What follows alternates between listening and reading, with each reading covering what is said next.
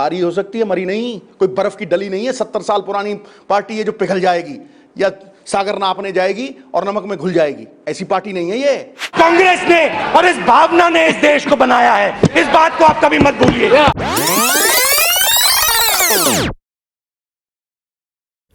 With the losses of World War II and the shock of Azad Hind Fauj and the Quit India movement, the British lost all hopes of ruling India forever.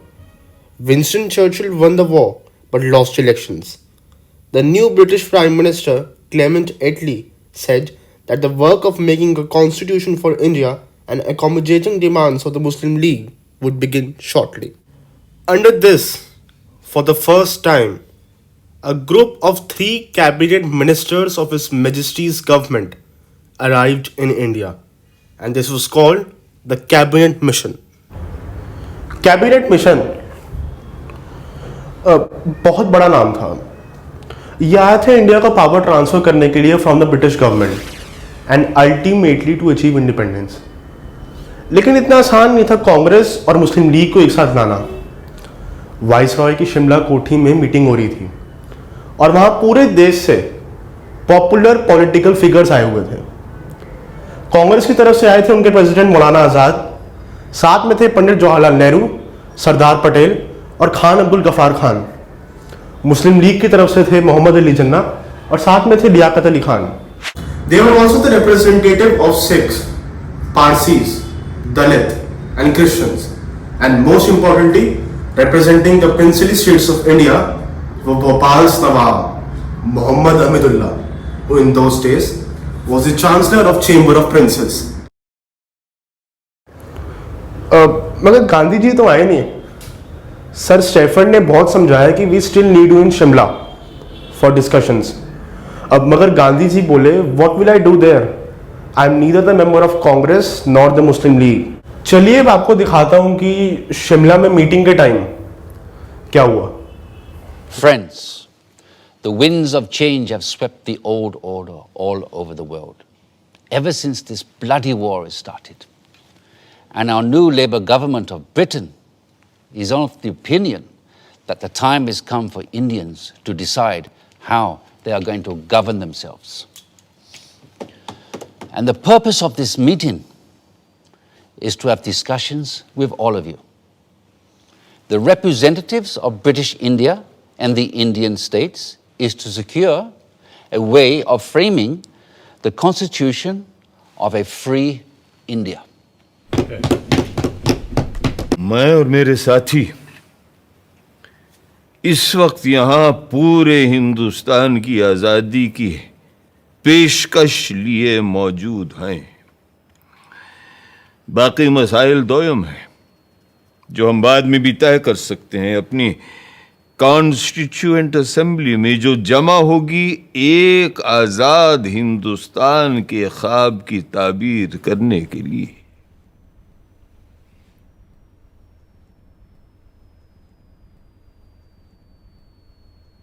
My colleagues and I stand here for the independence of the whole of India. Other matters are subsidiary to this and can be discussed and decided in the Constituent Assembly, which will make a blueprint for an India of our dreams. Dreams that may turn into nightmares for the Muslims of this country if we allow the Congress to have its way. That's why it's imperative that we Muslims of India have our own group of states that may decide its own constitution. What are the groupings you have in mind, Mr. Jinnah? All the Muslim majority states like Sindh, Punjab, Balochistan and Northwest Frontier Province will form the first group. And the states of Assam and Bengal will be in the second group. Mr. Jinnah, if, as you suggest, these groups separate from the body of India, but then pray tell us, what is left for the Constituent Assembly to make laws for? The rest of India in the center and the south? And what happens to the princely states? Well, they can have their own constituent assemblies. This is not acceptable to us. We are here to discuss the fate of a united India, not to break India into pieces. And if this is the purpose of this mission, I am afraid we have no business being here. In that case, or be forced to adjourn the meeting. Mr. Jinnah wanted for Assam and Bengal in the east and 4 Muslim majority provinces in the west to have their own separate constituent assemblies. The rest of the country could then have theirs, and native states could decide who they wanted to join or whether they wanted to remain independent. The Congress refused the ideas of several constitutions. कल कुछ लोगों ने groupings के लिए एक तजवीज़ पेश की थी जो हमारे मुल्क को मजहब व मिल्लत की बिना पर बांटने की एक पेशकश है। हम ऐसी किसी भी तरह की पेशकश के सख्त खिलाफ हैं। हिंदुस्तान एक मुल्क है, आप सुन रहे हैं लियाकत अली खान साहब, हिंदुस्तान एक मुल्क है और एक ही असेंबली इसका आइन बना सकती है जिसमें तमाम सूबों, इलाकों, मजहबों और फिरकों के चुने हुए मेंबरान और राजे रजवाड़ों के भेजे हुए नुमाइंदे भी शामिल होंगे।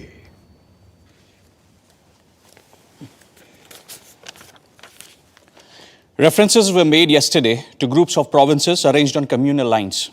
We are totally against any machinery to run any such groupings. India is one nation and it needs its constitution to be made by one assembly, which has elected representatives of the states, region, religion, and the nominated representatives of all the princely states as well. This is what I call the tyranny of numbers. Everyone knows here that such an assembly will have a brute majority of caste Hindus and their party, the Congress. And in the game of numbers, minority Muslims will have no say left. That's why we need 2 assemblies, so that Muslims can frame their own laws. मगर मेरे भाई जिन्ना, क्या आज तक हमारे पास हिंदुओं के लिए अलग और मुसलमानों के लिए अलग आइन थे? नहीं थे ना? तो फिर यकबयक आज इन 2 कानूनों की जरूरत क्यों आन पड़ी? क्यों? I trust the British sense of fair play. But with the Hindus ruling India through their Congress, Muslims need a special constitutional protection. I have gone through the length and breadth of India, and I know how vulnerable Muslims are feeling today. And as their sole representative here, it is my duty to... ये आपसे किसने कह दिया कि मुसलमानों के अकेले नुमाइंदे आप ही हैं? अरे भाई, मुसलमान तो हम भी हैं, क्यों मौलाना? Well, I do not need to establish my credentials here. Because the Muslims of this country know who stands here for their rights and who here is a paid quisling Muslim masquerading as their representative. I take strong objection to such a remark being made about my esteemed colleague. Mr. Jinnah, if I've got you right, you need these groupings because of the communal mistrust that exists in this country. That's perfectly right, Sir Stafford. Muslims cannot be a part of a constituent assembly which will be dominated by caste Hindus. May we deal with first things first, please, which is to dispose of the problem of the Indo-British relationship. For that, we need to make our own constitution for a free India. The communal problem can be dealt with later. Later? Later, there'll be no Muslims left alive in India if Congress is given its way. And that is unacceptable to me. If Mr. Nehru doesn't like the idea of groupings of states within the same India, then it will be better to have 2 Indias. One for Hindus and another for Muslims. Hindustan and Pakistan. And a Princestan, the federation of the princely states. This is ridiculous. It clearly indicates the reality behind the groupings proposal Mr. Jinnah is making. I will not be a party to this balkanization of India. No! India is one and will remain one country. Actually British नहीं चाहते थे कि communal violence ख़त्म हो जाए. वो ये चाहते थे कि इंडिपेंडेंस के बाद भी इंडिया को इनडायरेक्टली ब्रिटिश ही कंट्रोल करता रहे. And due to this the agreement was proposed on 16th May 1946. United Dominion of India will be given independence as and when the appropriate time comes. In the meanwhile, two constituent assemblies will frame the constitution. One for the Muslim majority provinces, which will be grouped Balochistan, Sindh, Punjab, and Northwest Frontier Province as the first, and Bengal and Assam as the second group. The Hindu majority provinces in the central and southern India will form another group and make their own constitution. But the central government will be empowered to run foreign affairs, defense, and communications, while the residual powers and the responsibility will belong to the provinces, coordinated by their group. How can you have two assemblies for one nation? Are you suggesting that there will be Hindu constitution and Muslim constitution? And which constitution will be applicable to the central government? But sir, Assam is not a Muslim majority province. Then why? Gentlemen, please, these are only recommendations which have yet to be accepted by the two main parties, that is the Indian National Congress and the Muslim League, whose working committees are going into details of this plan, and there is no need for us to add anything more at this moment. Thank you. जिन्ना साहब ने तो दो ही options रख दी थी, the idea of groupings and the idea of partition. All in all, cabinet mission was a failure. But not wishing to return empty-handed, they began another round of talks, and a month of effort resulted in the resolution of 16th June 1946. Partition? The Congress will never agree to partition. Why would they agree to parity between themselves and the Muslim League in the interim government? And why will they not agree to have any Muslim members on behalf of Congress? How can 1/4 of the population be given half the population's seats in the cabinet? अगर हमने cabinet mission की सरकार में शामिल होने की तजवीज़ नहीं मानी तो न सिर्फ हमें सरकार से बाहर बैठना पड़ेगा, बल्कि ये मुमकिन है कि अंग्रेज हमें दोबारा जेल में डाल दें। अब इससे बेहतर यह है कि हम उनकी इतनी सी बात मान लें कि हमारी भेजी काबीना की फहरिस्त में किसी मुसलमान का नाम ना हो। खुद अपना नाम कटवाने की तरकीब बता रहे हैं आप तो मौलाना। सरदार, मुल्क किसी भी शख्स से बहुत बड़ा होता है और किसी भी मिल्लत से भी। मैं मौलाना की बात समझ सकता हूं। अगर हमने सरकार में आने का ये मौका हाथ से जाने दिया तो यकीनन मुस्लिम लीग और खास तौर से जिन्ना साहब इस बात का नाजायज फायदा उठाएंगे। बापू, आपका क्या कहना है?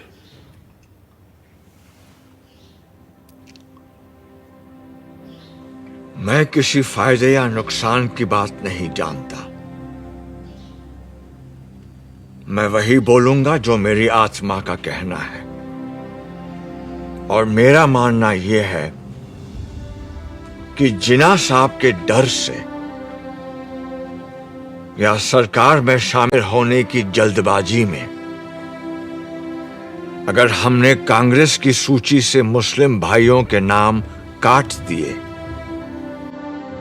तो हम में और उनमें अंतर क्या रह जाएगा?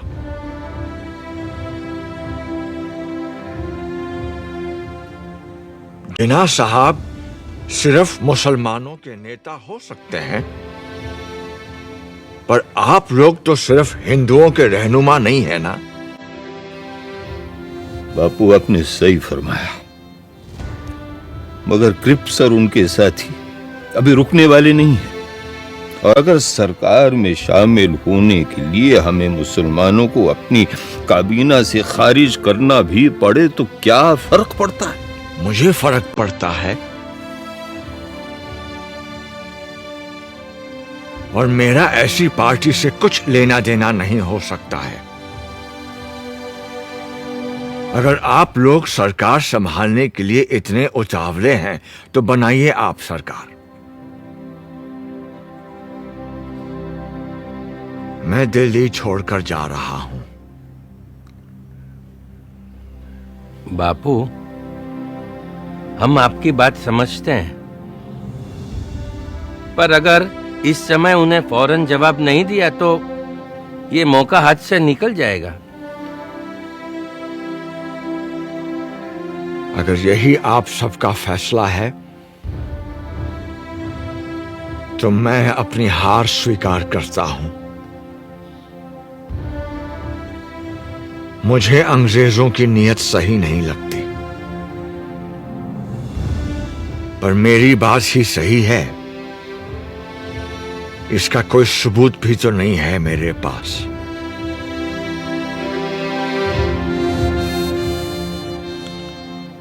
अगर आप सबकी आज्ञा हो तो मैं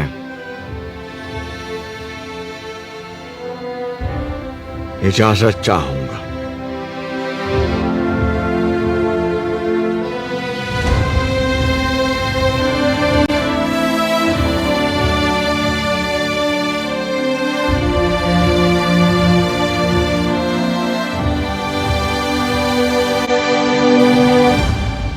तो अब हम बापू को जाने दें।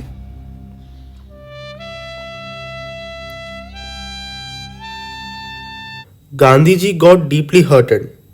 He decided to leave Delhi, and so new constitution was agreed upon. It was also agreed that despite Mr. Jinnah's suggestion, there was to be only one constituent assembly to decide the future of India. जिन्ना साहब को जब पता चला कि Britishers ने कांग्रेस को invite कर लिया है गवर्नमेंट बनाने के लिए, तो सुनिए जिन्ना साहब ने क्या कहा। We have been betrayed by Viceroy Webble. Viceroy Webble ने हमारे साथ दगाबाजी की है। Cripps has debased his talents and Pethick Lawrence has proved to be a treacherous man. Cripps ने अपने हुनर का गलत इस्तेमाल किया है। Pethick Lawrence ने हमारी पीठ में छुरा भोंका है। Breaking all the norms of decency, they have invited the Congress, which had earlier refused the offer to join the interim government without even consulting us. भलमनसियत के सारे पैमाने तोड़कर कांग्रेस को सरकार में शामिल कर लिया गया, जबकि कांग्रेस ने पहले साफ साफ इनकार कर दिया था, और ऊपर से तुर्रा ये कि ये सब बिना हमसे पूछे, बिना हमारी इजाजत लिए बगैर किया गया है। In such a situation, if I have to safeguard the interests of the Muslims of this subcontinent, then I'm left with no choice but to bid goodbye to constitutional methods. इस सूरत में अगर मुझे मुसलमानों की इज्जत, गैरत और हुकूक को बचाना है तो मेरे पास कोई और सूरत ही नहीं रहती सिवाय इसके कि हम कॉन्स्टिट्यूशनल यानी आईनी तरीकों को ताक पे रख दें। The Hindu Congress has time and again employed the weapon of mass struggle to intimidate us, and the British have held their arms in authority to crush us. हिंदुओं की कांग्रेस हमेशा अवामी जद्दोजहद के नाम पर हिंदुओं के हुजूम से हमें डराती आई है, और अंग्रेज हुक्मरान अपनी बंदूकों, बेतों और बेनटों से हमें कुचलते आए हैं। Today we too have forged a weapon and are in a position to use it. अब हमने भी अपना हथियार तैयार कर लिया है और हम इसका इस्तेमाल भी जानते हैं। I call upon all the Muslims of this country to take to direct action. आज मैं हिंदुस्तान के सारे मुसलमानों से डायरेक्ट एक्शन की अपील करता हूँ। From Friday the 16th of August, we will resort to direct action till we have achieved our cherished goal, our Pakistan. ऐ अल्लाह के नेक बंदो, आने वाले जुमे 16 अगस्त से हम सीधी आर पार की लड़ाई लड़ेंगे। डायरेक्ट एक्शन और हथियार तभी रखेंगे जब मंजिल मकसूद सामने दिखाई देगी, यानी हमारा प्यारा पाकिस्तान। पाकिस्तान पाकिस्तान पाकिस्तान। मगर कायदे आजम, क्या हमारा डायरेक्ट एक्शन नॉन वायलेंट होगा? I am not going to discuss ethics here. और आप सभी लोग जानते हैं कि मुझे गांधी की अहिंसा वहिंसा में कोई यकीन नहीं है। कायदे आजम Mohammad Ali Jinnah. 2 months of talks ended. The cabinet mission went back. Viceroy Wavell ordered all provincial governors to keep the police ready.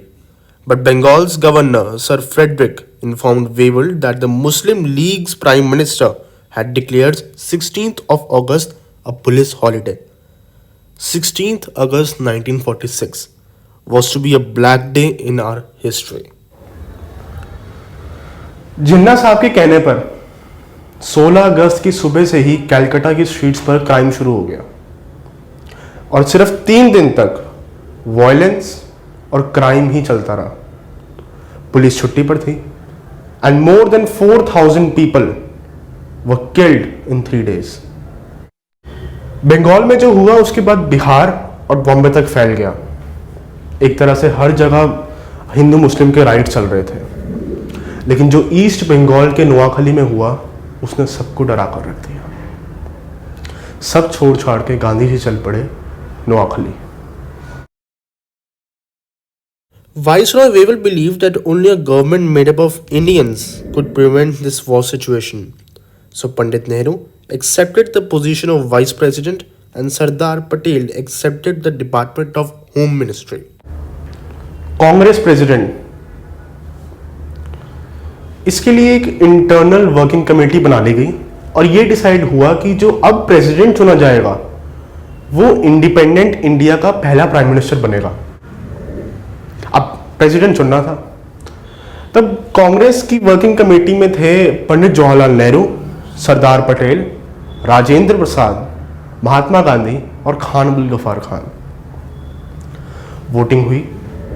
Basically जो प्रोविंशियल स्टेट्स थी उन्होंने वोट्स डाले और रिजल्ट में ये पता चला कि 15 में से 12 ने सरदार पटेल के लिए वोट करा और बाकी जो 3 बचे उनमें से किसी ने भी पंडित नेहरू के लिए वोट ही नहीं किया.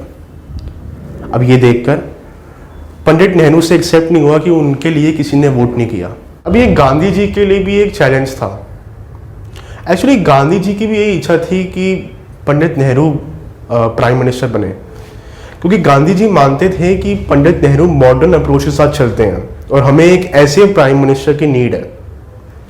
हालांकि महात्मा गांधी को सरदार पटेल की लॉयल्टी पर पूरा विश्वास था, लेकिन फिर भी गांधी जी ने सरदार पटेल को मना कर दिया और सरदार पटेल ने फटाफट अपना नॉमिनेटेड नाम विड्रॉ कर दिया.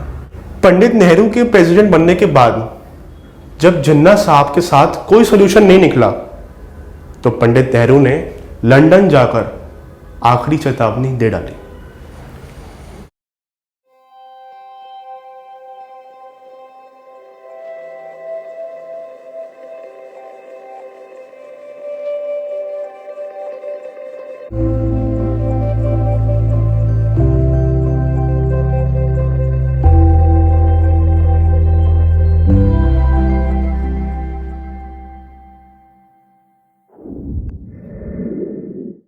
He said there is a great urge amongst the populace of India for political progress and making for a constitution. Mr. Jinnah's Muslim League is clearly not interested for a better solution. And if the British authorities do not call for the Indian Constituent Assembly immediately, we will have to resort to another mass action against His Majesty's government. Mass action के डर से constituent assembly का मिलना तय हो गया और पहली बार 9 दिसंबर 1946 को इसी बिल्डिंग में इंडियन कॉन्स्टिट्यूंट असेंबली मिली. In England's House of Commons, Prime Minister Attlee made an important announcement. All India radio है. आज प्राइम मिनिस्टर एटली ने एक बयान में फरमाया कि हिज मैजेस्टीज गवर्नमेंट को बड़े अफसोस से इस बात को स्वीकार करना पड़ा है कि हिंदुस्तान की मुख्तलिफ पार्टियों में अब भी शदीद इख्तिलाफ की वजह से कॉन्स्टिट्यूएंट असेंबली अपना काम ठीक से आगे नहीं बढ़ा पा रही है. इस नाजुक मौके पे गैर यकीनी हालात के होते हुए मुल्क को बड़ा खतरा है. चुनांचे हिज मैजेस्टीज गवर्नमेंट ये वाजे करना चाहती है कि एक ठोस कदम उठाने का उनका इरादा अब टल नहीं सकता और वो हिंदुस्तान की बागडोर हिंदुस्तानी हाथों में सौंपने की तारीख जून 1948 के आगे नहीं बढ़ा सकती और ब्रिटिश इंडिया की बागडोर हिंदुस्तानी हाथों में सौंपने की जिम्मेदारी होगी नए वाइसरॉय एडमिरल वाइकाउंट माउंटबैटन की, ताकि हिंदुस्तान खुद मुख्तारी से आगे चलकर एक खुशहाल और खुशबाश मुल्क बन पाए. He arrived in India on 22nd March 1947 by air from London. He met all Indian leaders. Meeting Mountbatten, Mr. Jinnah insisted that in the east Assam and Bengal and in the west Punjab, Sindh, Balochistan and northwest frontier province be included in Pakistan, with a corridor running through Delhi, Rampur, Lucknow, Patna, and Calcutta joining both the parts. The Viceroy refused the idea of corridor.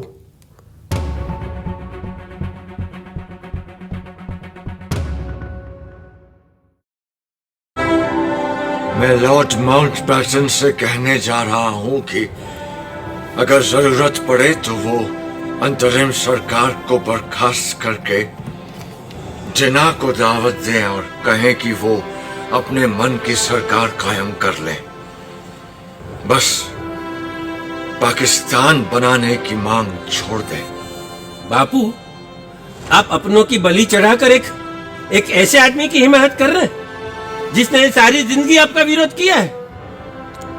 अगर मेरे अपनों की बलि चढ़ाकर हिंदुस्तान बच जाता है तो सौदा महंगा नहीं है सरदार। बापू, ये आपका ज्यादा ख्याल हो सकता है। आपको लगता है कि सेंट्रल असेंबली इस बात पर आपका साथ देगी? अगर ऐसा हुआ तो तुम्हें मुझे वचन देना होगा कि कांग्रेस सदन में अपने बहुमत का इस्तेमाल जिन्ना की सरकार को रोकने के लिए नहीं करेगी।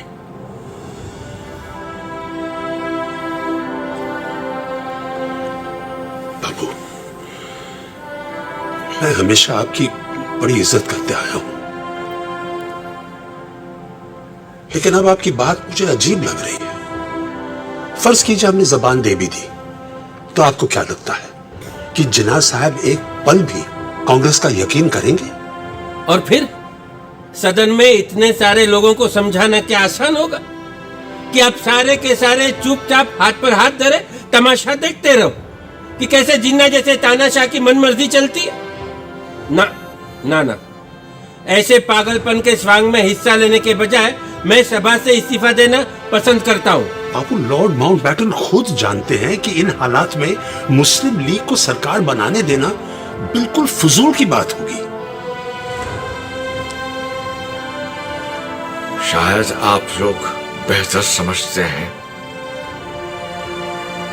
वैसे भी मेरे जैसे बूढ़े का यहां क्या काम। मुझे तो बिहार और बंगाल में होना चाहिए,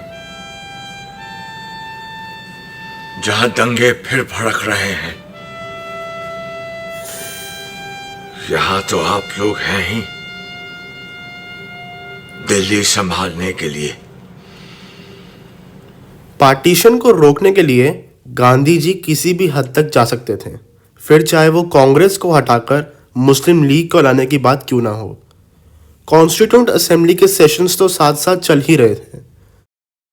जब लॉर्ड माउंटबेटन ने पार्टीशन का प्रपोजल रखा तो तब कांग्रेस की इंटरनल मीटिंग हुई, लेकिन डिसाइड ये करना था कि क्या पार्टीशन होने देते, क्या मुस्लिम लीग को पावर पर आने देते, और क्या ब्रिटिशर्स के जाने के बाद डिसाइड करते कि क्या करना है। आप सब ने लॉर्ड माउंटबेटन की तजवीज सुनी है, कैसे वो हिंदुस्तान के कुछ इलाकों को खुद मुख्तारी का हक देना चाहते हैं। इससे एक तरफ जहां भारत के कट जाने का डर है, वहां दूसरी तरफ आजादी की उम्मीद नजर आती है। इसलिए हमने फैसला किया है कि इस प्रस्ताव को हम मंजूर कर लें। कांग्रेस पहले तो मुस्लिम लीग को ढील देती चली गई कि शायद अब वो संविधान सभा में आ जाएंगे, पर इससे हमें मिला क्या? दंगे, लूटमार, आगजनी। हमें अहिंसा और स्वराज के अपने सिद्धांत को सामने रखकर ही कोई फैसला करना चाहिए था, पर अब तो एकमात्र लोकतांत्रिक तरीका यही बचा है कि हम माउंटबेटन के प्रस्ताव को अपनी मंजूरी दे दें। मुझे नहीं लगता कि हमारा ये फैसला सही है, मगर शायद हमारे पास और कोई चारा ही नहीं है। बदकिस्मती से इस वक्त हमारे सामने दो रास्ते हैं, एक तरफ कत्ल व गालत और दूसरी तरफ लीग की जिद के आगे झुकना। लेकिन मुझे पूरा यकीन है कि ये लकीर लोगों के दिलों की नहीं, सिर्फ नक्शे की तकसीम कर रही है। और इंशाअल्लाह ये जो बंटवारा है ये चंद ही दिनों की बात है और जल्द ही हम फिर से एक हो जाएंगे। भारतीय राष्ट्रीय कांग्रेस ने सदा भारतवासियों की बात उठाई है, कभी हिंदू या मुसलमान की नहीं, जैसा हम आज कर रहे हैं। हमने हमेशा अक्षुण्णता और अखंडता की बात की है, और यदि आज हमने इस प्रस्ताव को स्वीकार कर लिया तो एक समरस भारत का हमारा सपना चूर चूर हो जाएगा। और जहां तक मेरा प्रश्न है, मुझे अंग्रेजों की गुलामी तो स्वीकार है, लेकिन देश का बंटवारा मुझे किसी कीमत पर स्वीकार नहीं। आज भारत के सामने अपनी आजादी का एक अवसर आया है। इस अवसर को क्या हम हाथ से चले जाने देंगे? ये कहना सही नहीं है कि पहले अंग्रेजों को चले जाने दो, फिर हम सब कुछ ठीक कर लेंगे, संभाल लेंगे। अरे कैसे हल करेंगे हम सारे सवाल? क्या हाल होगा उनके चले जाने के बाद, ये कभी किसी ने सोचा है? मेरी बात शायद कुछ लोगों को अच्छी न लगे, लेकिन कभी कभी पूरे शरीर में रोग फैल जाने देने से अच्छा होता है अपने बीमार अंग को काट कर फेंक दे, अलग कर दे शरीर से। On 3rd June 1947, the Viceroy uttered those words that changed India's map, tearing apart hearts, homes, families, and lives. Regret, it has been impossible to obtain agreement either to the Cabinet Mission Plan or any other plan that may preserve the unity of India. But there can be no question of coercing of any large area in which one community has a majority to live against their will under a government in which another community has a majority. And the only alternative to coercion is partition. Partition of India, partition of Punjab and Bengal. 3 जून के announcement के बाद हर जगह internal disturbance create हो गई। अब एक nation का partition होना था, लेकिन बहुत मुश्किल था ये इक्वली डिवाइड करना और दोनों साइड को एक साथ लाना। पार्टीशन के समय माउंटबेटन ने डिसाइड किया कि एक कमेटी बनाते हैं जो नेगोशिएट कर सके और जो आगे का डिवीज़न करा सके। और माउंटबेटन ने कहा कि मुझे दोनों साइड से एक लीडर चाहिए जो एक अच्छा नेगोशिएशन कर सके। पाकिस्तान की तरफ से मोहम्मद अली जिन्ना खुद ही सामने आ गए, और मोहम्मद अली जिन्ना छोटी छोटी बात पे बहुत तंग करते थे। और इंडिया की तरफ से पंडित नेहरू ने सरदार पटेल को आगे कर दिया। अब उन 3 महीनों में सब कुछ डिसाइड होना था कि कैश कितना डिवाइड होगा, लैंड एरिया कितना होगा, गोल्ड एंड सिल्वर एक्सेट्रा। और सरदार पटेल ने बहुत ही अच्छा नेगोशिएशन करवाया, और साथ ही साथ कॉन्स्टिट्यूशन बनाने के लिए असेंबली मिल रही थी। The year of 1947 was the year of one of the largest, most abrupt, unplanned, and tragic transfer that human history has known. There were killings and atrocities on both sides of the border. Cities like Lahore, Amritsar, and Kolkata became divided into communal zones. Muslims would avoid going into an area where mainly Hindus lived. Similarly, the Hindus stayed away from the areas of Muslim predominance. People went through immense sufferings. They secured temporary shelter in refugee camps. Many children were separated from their parents. The partition was not merely a division of properties, liabilities, and assets. It was also a division of financial assets, things like chair, table, typewriter. It is estimated that partition forced about 80 lakh people to migrate.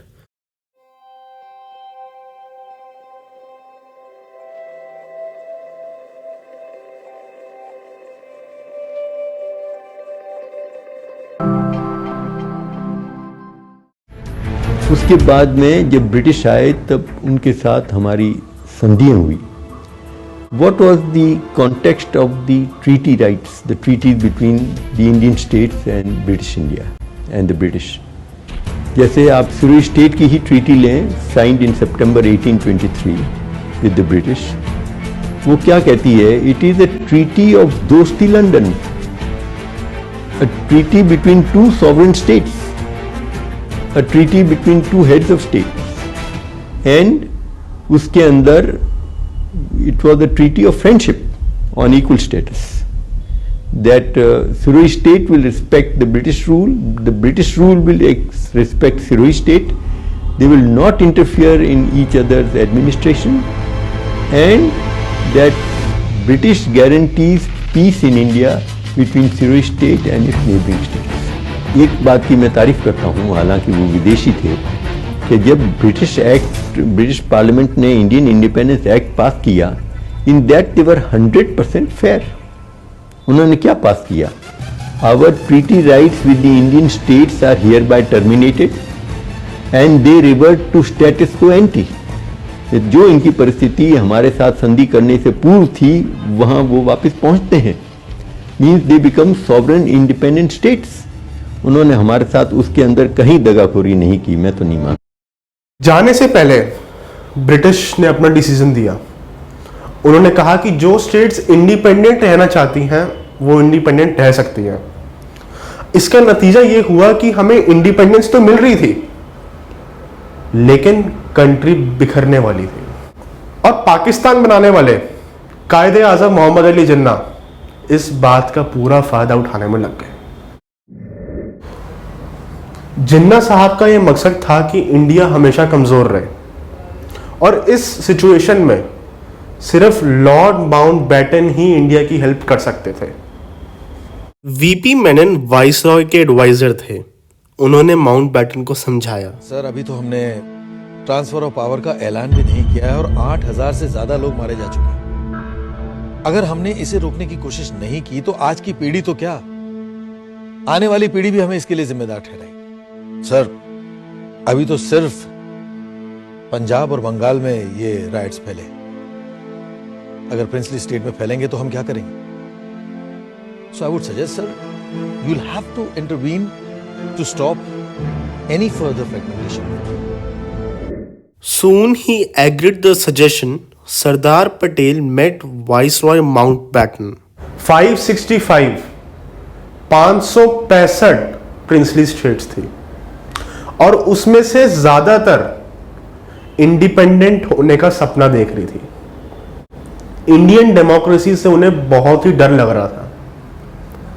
Sardar Patel, Pandit Nehru और Lord Mountbatten की instructions में VP Menon ने instrument of accession का document बनाया. सभी princely state से instrument of accession sign करने को कहा गया. ये उन्हें इंडिया में लाने का एक कॉन्ट्रैक्ट था, लेकिन राजा महाराजा के इरादे कुछ और ही थे. वो अपनी ही इंडिपेंडेंस के सपने देख रहे थे. The problem started very soon. First of all, the ruler of Travancore announced that the state had decided on independence. The Nizam of Hyderabad made a similar announcement the next day. Jodhpur और जैसलमेर के incident के बारे में VP Menon ने अपनी book the story of integration of Indian states में लिखा है कि जोधपुर के महाराज श्री हनवंत सिंह को समझाना बहुत मुश्किल हो रहा था. जिन्ना साहब और मुस्लिम लीग के साथ उनकी आखिरी मीटिंग हुई, और मीटिंग में श्री हनवंत सिंह जैसलमेर के युवराज को साथ ले गए, क्योंकि बीकानेर के महाराज ने उनके साथ चलने से मना कर दिया और उनको अकेले जाने में डर लग रहा था. अपॉइंटमेंट कौन दे? नवाब भोपाल से बात की, और नवाब भोपाल से बात करने से उसने उसी दिन 6 अगस्त को जिन्ना से मुलाकात कराई, और आफ्टरनून में कराई. तो ये कौन गए थे? जोधपुर महाराजा, नवाब ऑफ भोपाल और जैसलमेर महाराज कुमार. जिन्ना साहब ने कहा कि आप कुछ भी मांग लो पाकिस्तान से जुड़ने के लिए. महाराज हनवंत सिंह ने 2-3 कंडीशंस रखी, लेकिन नेगोशिएशन हो नहीं पाया क्योंकि वो साइन करने में थोड़ा टाइम मांग रहे थे और जिन्ना साहब को कराची जाना था. और माउंटबेटन ने यह सलाह दी कि आप पटेल से मिलो 9 अगस्त को. तो 9 अगस्त को महाराजा मिले नहीं, अपनी फ्लाइट से वापस यहाँ आ गए, और 10 अगस्त संडे को महाराजा दिल्ली गए पटेल से मिलने. दिल्ली में सरदार पटेल से मिलने के बाद Hanwant Singh instrument of accession पर साइन करने के लिए तैयार हो गए. सरदार पटेल ने बोला कि जो शर्तें मुस्लिम लीग और मोहम्मद अली जिन्ना ने एक्सेप्ट की हैं, हम उससे भी ज़्यादा कर लेंगे। और सरदार पटेल ने एक और बात बोली कि तुम्हारे फादर मेरे बहुत ही अच्छे दोस्त थे, और अगर तुम नहीं मानोगे, इंस्ट्रूमेंट ऑफ एक्सेशन पे साइन नहीं करोगे, तो मैं तुम्हारे फादर का भी रूप ले सकता हूँ।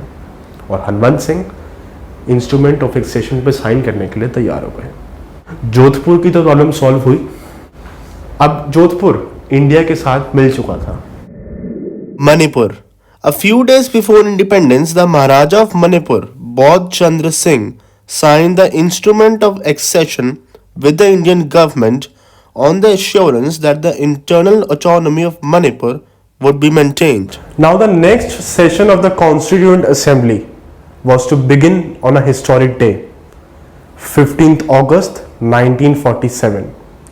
Proceedings of the House began on the evening of the 14th August.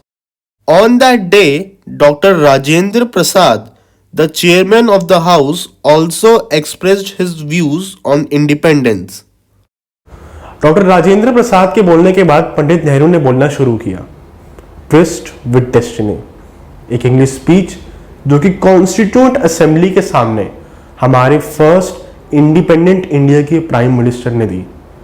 It is considered to be one of the greatest speeches of 20th century. Long years ago, we made a tryst with destiny, and now the time comes when we shall redeem our pledge, not wholly or in full measure, but very substantially. At the stroke of the midnight hour, when the world sleeps, India will awake to life and freedom.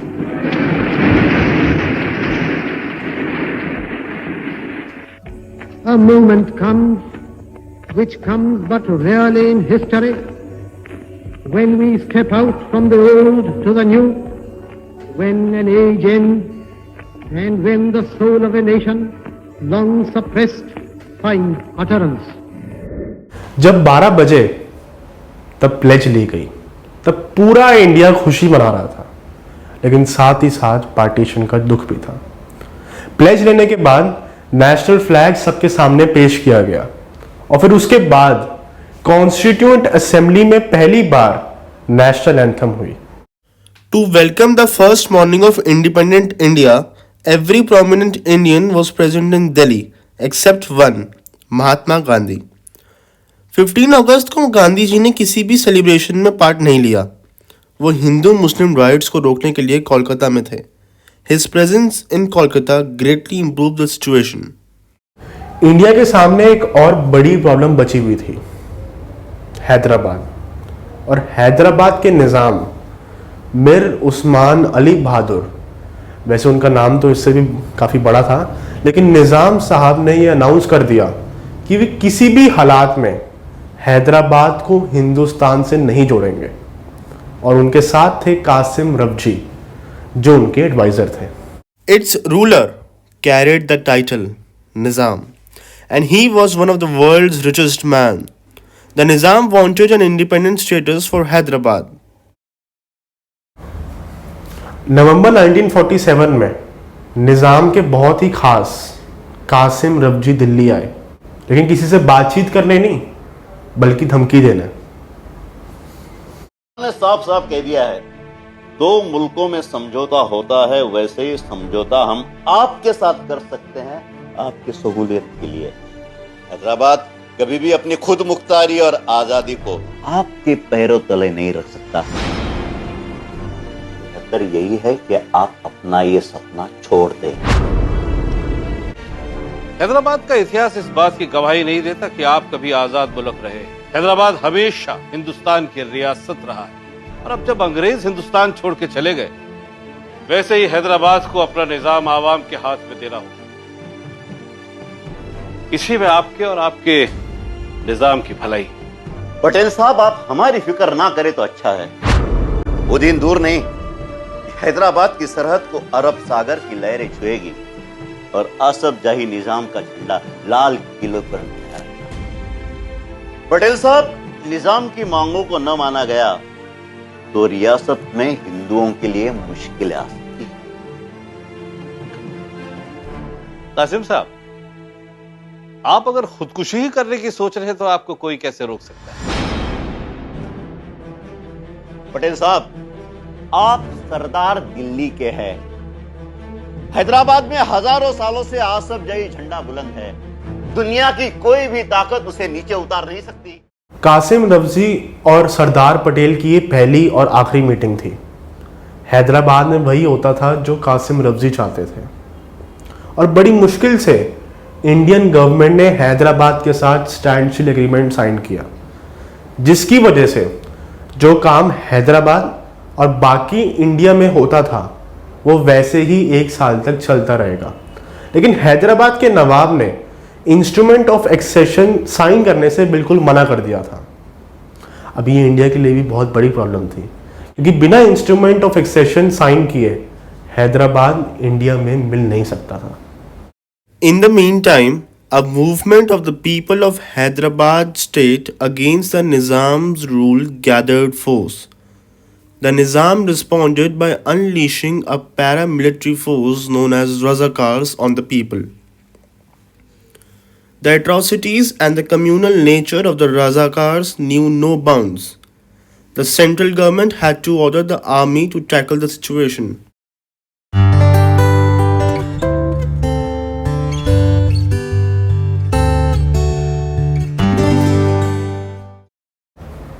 जनवरी 1948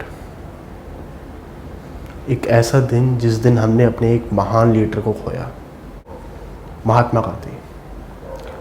लगभग शाम 5 बजे के बाद महात्मा गांधी जो Birla house के पीछे lawn है वहाँ पहुँचे। वो हर शाम वहाँ प्रेयर मीटिंग्स कंडक्ट कर रहे थे, और काफ़ी भीड़ में से निकलने के बाद वो 2-3 स्टेप्स ऊपर चढ़े जहाँ उन्हें प्रेयर मीटिंग, प्रार्थना सभा करनी थी।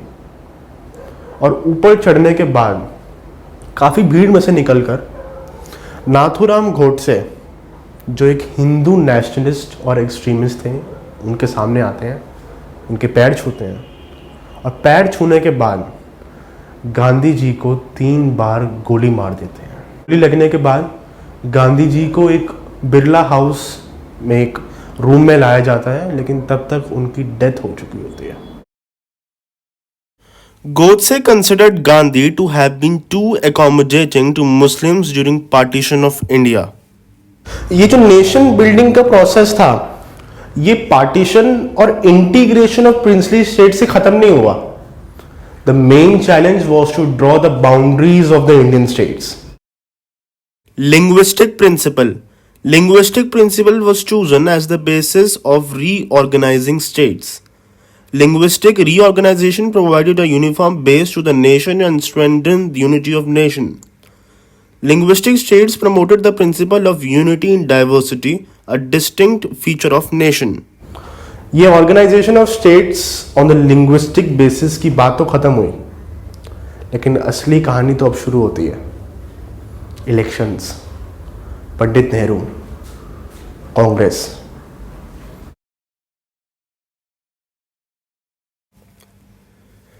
अब कॉन्स्टिट्यूशन तो बन चुका था। It was adopted on 26 November 1949 and came into effect on 26 January 1950. India ने डेमोक्रेसी के पाथ पर चलने की पूरी तैयारी कर ली थी। डेमोक्रेटिकली इलेक्शंस करवाने के लिए इलेक्शन कमीशन सेटअप हुआ। इलेक्शन कमीशन के लिए इलेक्शन करवाना बहुत ही मुश्किल था, क्योंकि पहली बार इंडिपेंडेंट इंडिया में इलेक्शंस हो रहे थे। ये एक डेमोक्रेसी के लिए बहुत बड़ा चैलेंज था। इलेक्शंस करवाने के लिए drawing the boundaries of electoral constituencies और इलेक्टोरल रोल का प्रिपेयर होना बहुत जरूरी था, और इन सब चीजों में टाइम बहुत ज्यादा लगना था। और दूसरी बात यह कि लोग अपनी इंफॉर्मेशन रिवील करने से बहुत डर रहे थे। जो लोग सर्वे करने आते थे उनको अपनी फैमिली मेंबर्स का नेम बताने से लोग बहुत ज़्यादा डर रहे थे। And nearly 40 lakh women were not recorded in the list. और एक अच्छा खासा बजट चाहिए था इलेक्शंस को करवाने के लिए। And election commission trained over 3 lakh officers to conduct election. अक्टूबर 1951 से लेकर फरवरी 1952 तक इलेक्शंस हुए। इस पूरे प्रोसेस में 6 मंथ्स 6 महीने लग गए। लेकिन मेन बात यह कि इलेक्शंस डेमोक्रेटिकली और फ्री और फेयर हुए, ये बहुत बड़ी बात थी। और इन इलेक्शंस में कांग्रेस पार्टी जीत गई। और हालांकि कांग्रेस पार्टी की जीत से कोई इतना बड़ा सरप्राइज नहीं था, ये एक्सपेक्टेशन ही यही थी कि पंडित नेहरू सरदार पटेल की पार्टी ही जीतेगी। नेशनल मूवमेंट में कांग्रेस का सुप्रीम रोल था।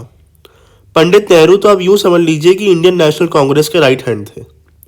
उनकी पॉपुलैरिटी का लेवल बहुत ही बड़ा था और मेरे हिसाब से कांग्रेस ने ही जीतना था। Two former cabinet colleagues of Nehru established separate political parties to challenge the INC's supremacy. Shama Prasad Mukherjee went on to found the Jan Sangh in October 1951. First Law Minister B.R. Ambedkar revived the Scheduled Caste Federation, which was later named the Republican Party. और भी parties सामने आई Congress party को challenge करने के लिए। किसान मजदूर प्रजा परिषद और आचार्य कृपलानी जी की सोशलिस्ट पार्टी, जिसमें राम मनोहर लोहिया और जयप्रकाश नारायण जी थे, और कम्युनिस्ट पार्टी ऑफ इंडिया। लेकिन ये सारी पार्टीज कांग्रेस को चैलेंज ही नहीं कर पाई, क्योंकि उस समय कांग्रेस बहुत ही एक ऑर्गेनाइज्ड पार्टी थी। और जब तक ऑपोजिशन पार्टीज के या फिर और भी पार्टीज के लोग स्ट्रैटेजी कोई सोचते, तब तक कांग्रेस पार्टी ने अपना कैंपेन शुरू भी कर दिया था। The Indian National Congress won a landslide victory, winning 364 out of 489 seats. Pandit Nehru became the first democratically elected Prime Minister of the country. Elections के रिजल्ट से और जो डेमोक्रेसी का दिल है, डेमोक्रेटिक इलेक्शंस, इसकी वजह से क्रिटिक्स की बोलती बंद हो गई। और जो पॉलिटिशियंस और लीडर्स हार भी गए थे, उन्होंने भी एक्सेप्ट किया कि जो रिजल्ट आया वो बहुत ही डेमोक्रेटिक और फेयर था। ऑल ओवर वर्ल्ड के जो लीडर्स थे उन्होंने भी अप्रिशिएट किया। India's general elections of 1952 became the landmark in the history of democracy all over the world. अब फाइनली इंडिया डेमोक्रेटिक पाथ पर चलना शुरू हो गया था। इंडिपेंडेंस को सिर्फ 15 साल ही हुए थे। इंडिया के नॉर्दर्न बॉर्डर पर एक बहुत बड़ी कंट्री चाइना, उसके साथ इंडिया पूरी कोशिश कर रहा था कि रिलेशंस बहुत ही अच्छे रहे। लेकिन धीरे धीरे इंडिया और चाइना के बीच दुश्मनी बढ़ती ही जा रही थी। 1950 में चाइना ने तिब्बत को इन्वेड कर लिया और देखते ही देखते उस पर कब्जा कर लिया। चाइना के तिब्बत इन्वेजन से इंडिया की बॉर्डर सिक्योरिटी को लेकर सवाल खड़े होने लगे। 1954 में इंडिया ने पंचशील साइन किया और तिब्बत को चाइना का पार्ट एक्सेप्ट कर लिया। हिंदी चीनी भाई भाई के नारे लग रहे थे। ऐसा माना जाता था कि इन स्लोगन्स के पीछे बहुत बातें छिप गई थी।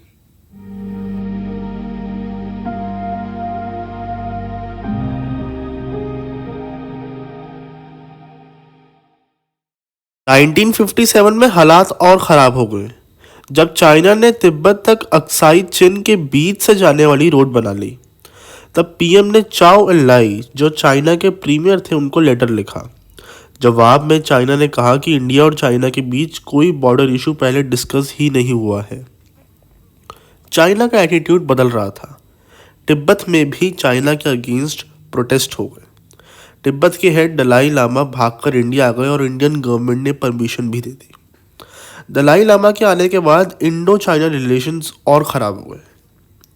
प्राइम मिनिस्टर पंडित नेहरू की लीडरशिप में डिप्लोमेटिक कोशिश फेल हो रही थी। चाइना ने मैकमिहन लाइन, जो इंडिया और चाइना के बॉर्डर को लीगली डिफाइन करती थी, उसको भी इलीगल बता दिया। Slowly both countries were moving to a war situation. अक्टूबर 1962 आते आते ये साफ हो गया कि वॉर के अलावा कोई ऑप्शन ही नहीं है। चाइना के साथ लड़ने के लिए इंडियन आर्मी इतनी कैपेबल नहीं थी। चाइना के साथ लड़ाई में इंडियन आर्मी बुरी तरीके से हार गई। इस हार से पंडित नेहरू को बहुत दर्द हुआ। वो अंदर से बिल्कुल टूट चुके थे। जवाहरलाल नेहरू, जो बहुत ही माने हुए पॉलिटिशियन थे, उनकी 1.5 साल बाद ही डेथ हो गई। in the early hours of Wednesday, May the 27th, he was again taken ill, this time seriously. A few moments before 2 o'clock, Jawaharlal Nehru breathed his last.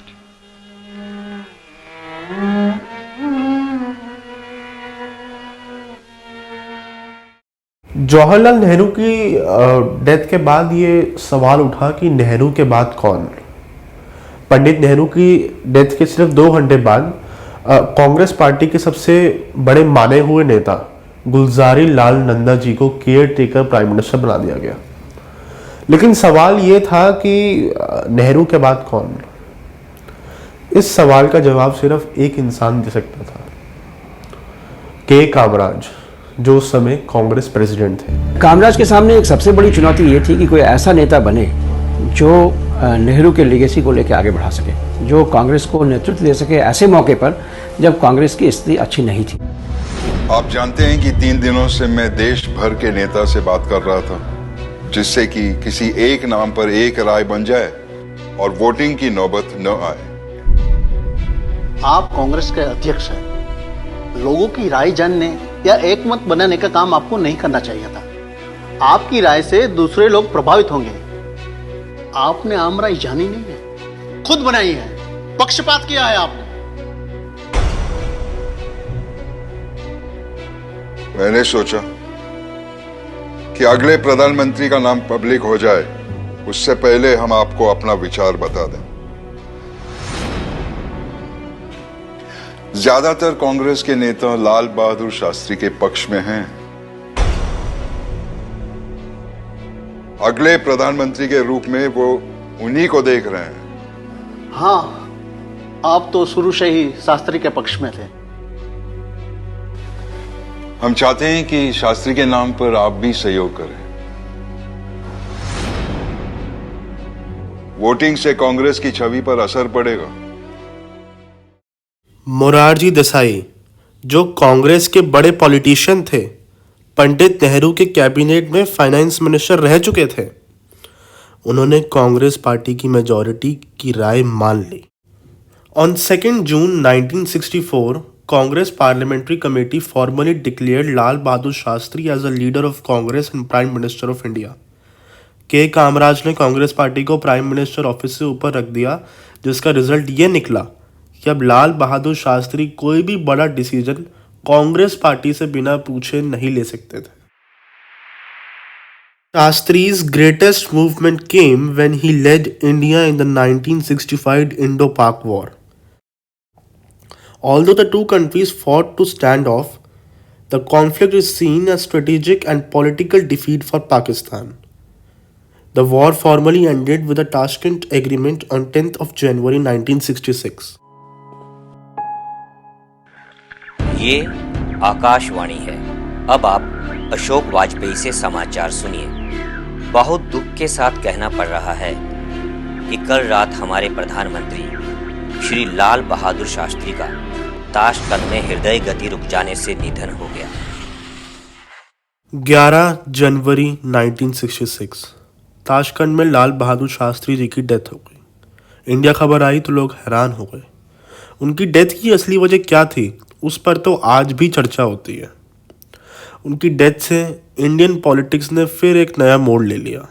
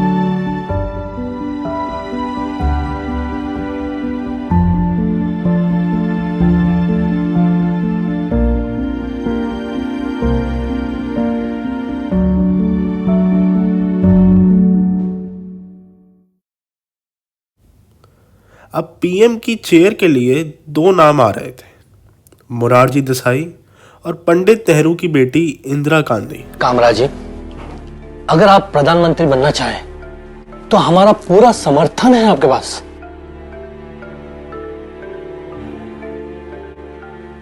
बिल्कुल, मोरारजी देसाई को प्रधानमंत्री बनने से रोकने के लिए आपको आगे आना होगा।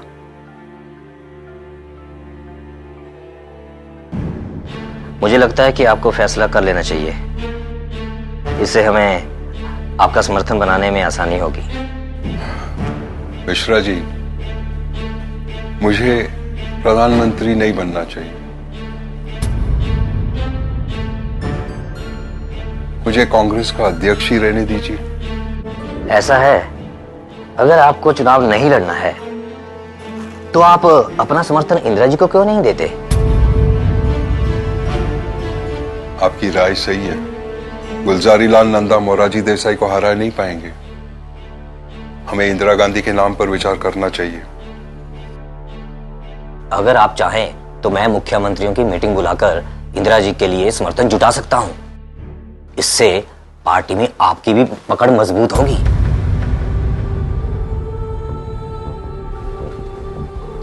मुख्यमंत्रियों को इस प्रस्ताव के लिए आप लोग राजी कीजिए। इंदिरा गांधी को पीएम बनने के लिए यह बहुत जरूरी था कि कांग्रेस पार्टी के अंदर जो चीफ मिनिस्टर्स हैं उनका सपोर्ट उनको मिले। उस टाइम इंडिया में सिर्फ 14 स्टेट्स थी, इसलिए चीफ मिनिस्टर का इन्फ्लुएंस पार्टी में बहुत था। अब सवाल ये था कि क्या डीपी मिश्रा, जो मध्य प्रदेश के सीएम थे, उनके कहने पे बाकी चीफ मिनिस्टर्स इंदिरा गांधी को सपोर्ट करेंगे या नहीं। मीटिंग के बाद डीपी मिश्रा ने कामराज को बताया कि इंदिरा को सपोर्ट करने के लिए 9 चीफ मिनिस्टर रेडी हैं, और ये बात फिर कामराज जी ने प्रेस में अनाउंस कर दी। एमपीज को मोरारजी देसाई और इंदिरा गांधी में से किसी एक को चूज करना था। Morarji Desai got 169 votes and Indira Gandhi got 355. And in this way, Indira Gandhi became the third Prime Minister of India. वो एडमिनिस्ट्रेशन में कभी नहीं रहा गवर्नमेंट में। एक बात है कि अपने पिताजी के साथ घूमे, देखे, बात करे, बड़े बड़े लोग फॉरेन डिग्निटरीज आते थे, उनके साथ भी बैठते थे, मगर शासन चलाने में कोई। इंदिरा गांधी के पक्ष में कई कारणों से थे। अब इंदिरा गांधी के जो समर्थक हैं वे ये मानते हैं कि उन्होंने सूचना और प्रसारण मंत्री के रूप में बहुत अच्छा काम किया था। दूसरा, नेहरू वंश का, माने नेहरू की बेटी होना भी उनके पक्ष में दूसरा कारण था। और तीसरा सबसे बड़ा कारण जो इंदिरा गांधी के पक्ष में गया वो ये था कि लोग ये मानते थे कि मोरारजी भाई देसाई को हम चला नहीं सकते। लेकिन धीरे धीरे इंदिरा गांधी की इमेज डाउन होती चली गई। उन्होंने जो इंडियन करेंसी की वैल्यू के ऊपर जो डिसीजंस लिए उसका अपोज कांग्रेस के अंदर भी होने लगा। कांग्रेस के अंदर भी एक ऐसा ग्रुप था जो धीरे धीरे इंदिरा गांधी के अगेंस्ट होता चला गया, लेकिन वो चुप रहे क्योंकि इलेक्शन सर पे थे और उन्हें इंदिरा गांधी की ज़रूरत थी। कांग्रेस का अपोज हो रहा था, रैलीज में पत्थरबाजी हो रही थी। इलेक्शन के रिजल्ट के बाद कांग्रेस पार्टी जीत तो गई, लेकिन उन्हें काफ़ी सीट्स का लॉस हुआ। पार्टी प्रेसिडेंट के कामराज खुद ही इलेक्शन हार गए थे। कांग्रेस के प्रेसिडेंट के कामराज को किंग मेकर कहा जाता था, लेकिन बेचारे वो खुद ही इलेक्शन हार गए थे। और जो उनके सिंडिकेट के मेंबर थे और जो पार्टी के सबसे क्लोज थे वो भी इलेक्शन हार गए थे। अब लेकिन कांग्रेस पार्टी को ओवरऑल जीत तो मिल गई थी, लेकिन वो कांग्रेस पार्टी अंदर से बहुत ही वीक हो चुकी थी। अब न्यू प्राइम मिनिस्टर अपॉइंट कर रहा था। अगर मैं उप प्रधानमंत्री बनता हूं तो ये आपके लिए अच्छा ही होगा। विपक्ष में इस बार कई अच्छे वक्ता है,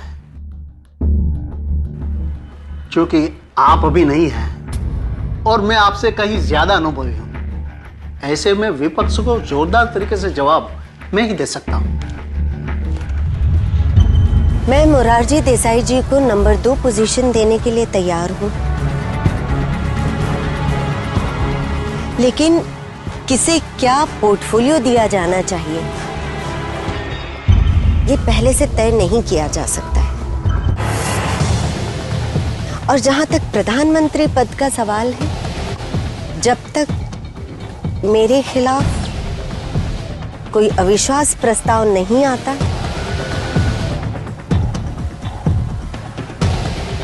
कांग्रेस संसदीय दल की नेता भी मैं हूं और प्रधानमंत्री। ये तय हुआ है कि देसाई जी सरकार में डिप्टी प्राइम मिनिस्टर और वित्त मंत्री होंगे। तो क्या उन्हें सरकार में नंबर 2 की पोजीशन पर माना जाएगा? जी, लेकिन उससे ज्यादा और कुछ नहीं। हाँ, प्रधानमंत्री की गैर मौजूदगी में कैबिनेट की बैठक को चेयर करने का अधिकार उनके पास होगा, जैसा कि नंदा जी करते रहे। The syndicate had played a major role in the installation of Indira Gandhi as Prime Minister. These leaders expected Indira Gandhi to follow their advice. Slowly, she sidelined the syndicate. The faction rivalry between the syndicate and Indira Gandhi came in the open in 1969.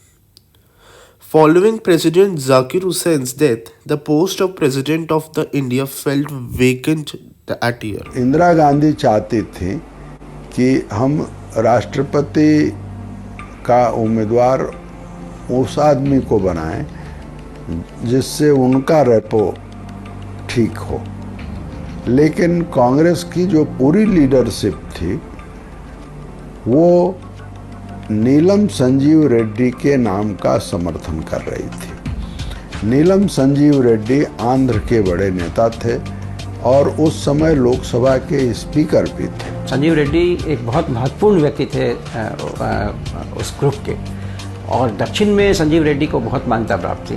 और संजीव रेड्डी का राष्ट्रपति बनना, उन्हें ये लग रहा था कि वो शायद उन्हें थोड़ा ऑटोनॉमी देगी पार्टी के मामले में, और संजीव रेड्डी के वहाँ होने से शायद प्राइम मिनिस्टर पे थोड़ा अंकुश लग पाया। 16 जुलाई 1969 को मोरारजी देसाई उस समय डिप्टी प्राइम मिनिस्टर थे और फाइनेंस मिनिस्टर भी थे। तो मोरारजी देसाई से फाइनेंस मिनिस्ट्री ले लिया और डिप्टी प्राइम मिनिस्टर उनको बनाए रखा। मोरारजी देसाई ने इंदिरा गांधी से बात की और उन्होंने दोनों पदों से इस्तीफा दे दिया। मोरारजी देसाई को कैबिनेट से निकालकर इंदिरा गांधी ने बैंक्स का नेशनलाइजेशन कर दिया, क्योंकि तब उससे पहले मोरारजी देसाई उसका अपोज करते थे। साथ ही साथ सिंडिकेट के लोगों को एक मैसेज गया कि इंदिरा गांधी अपने क्रिटिक्स को छोड़ेंगी नहीं। Congress president S Nijalingappa issued a whip asking all the Congress MPs and MLAs to vote in the favor of Sanjeev Reddy, the official candidate of the party. After silently supporting VV Giri, the PM openly called for a conscience vote, which meant that MPs and MLAs from the Congress should be free to vote the way they want. The election ultimately resulted in the victory of VV Giri, the independent candidate, and the defeat of Sanjeev Reddy, the official Congress candidate. Congress को इस बात का ऐलान करते हुए बहुत अफसोस है कि श्रीमती गांधी को उनके पार्टी विरोधी काम करने की वजह से प्राइमरी मेंबरशिप से निकाला जा रहा है। इसके साथ ही उनकी पार्टी की सदस्यता को खत्म किया जाता है। अब वो पार्लियामेंट में पार्टी के सांसदों के लीडर नहीं है। आरोप तो सही था, क्योंकि संस्थाएं चलाने का एक तरीका होता है जिसमें अगर तुम संस्था के कलेक्टिव डिसीजंस के साथ जाते हो तो तुमने उसमें तो अलग डिसीजन नहीं लेना चाहिए।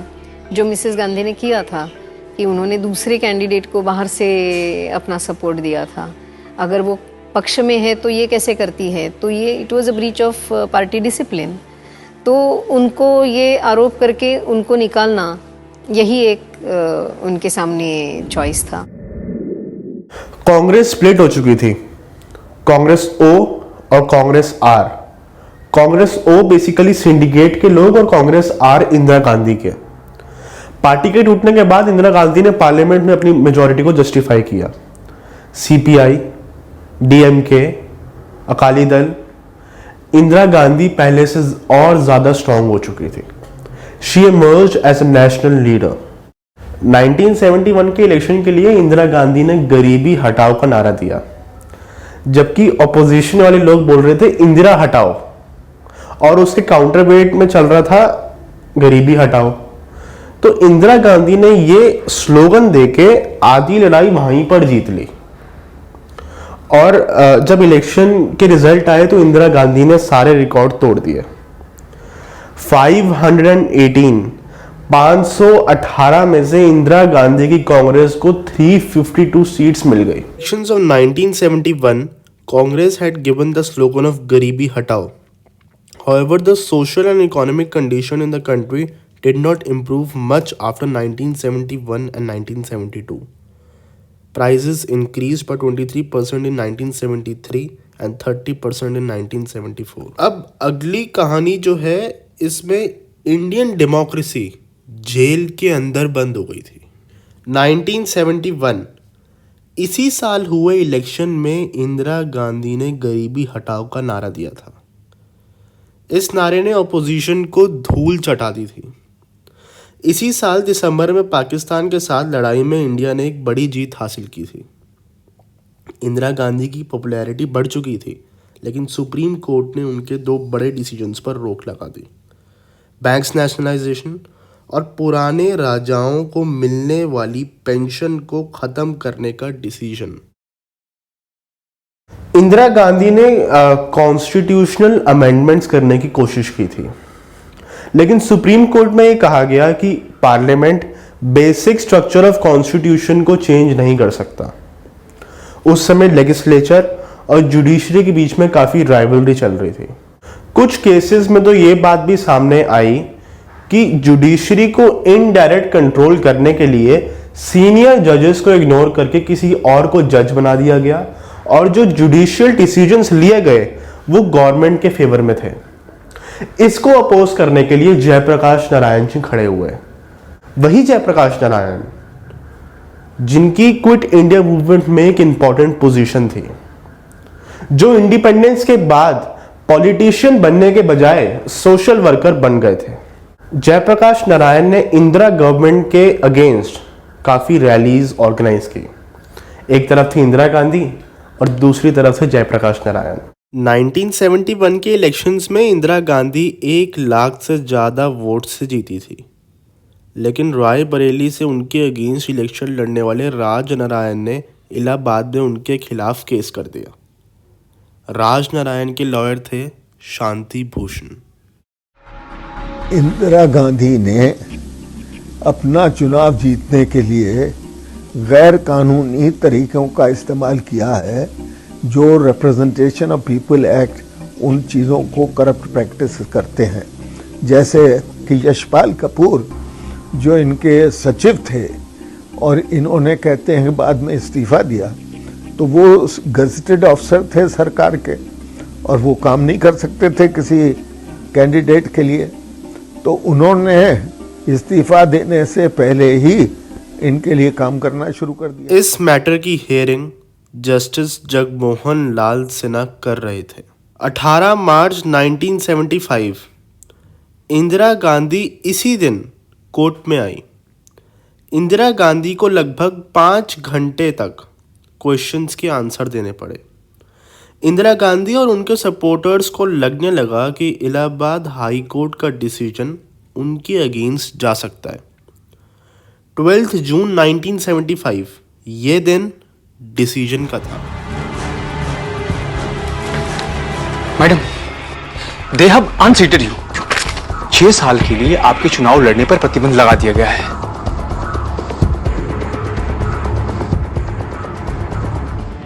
मुझे लगता है मैं इस्तीफा दे ही दूं। नहीं, इसके बारे में सोचते हैं। हड़बड़ी में कोई भी फैसला मत कीजिए आप।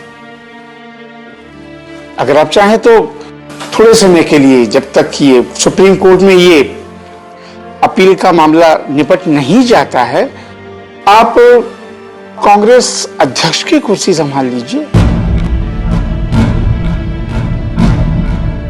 मैं प्रधानमंत्री की कुर्सी संभाल लूंगा और जैसे ही सुप्रीम कोर्ट में ये मामला सुलझ जाता है फिर से आप प्रधानमंत्री की कुर्सी संभाल लीजिएगा। पीएम रेजिडेंस में दूसरा पावर सेंटर संजय गांधी का था, जो इंदिरा गांधी के बेटे थे। आइए बात करने 2 मिनट। मैं अभी आती।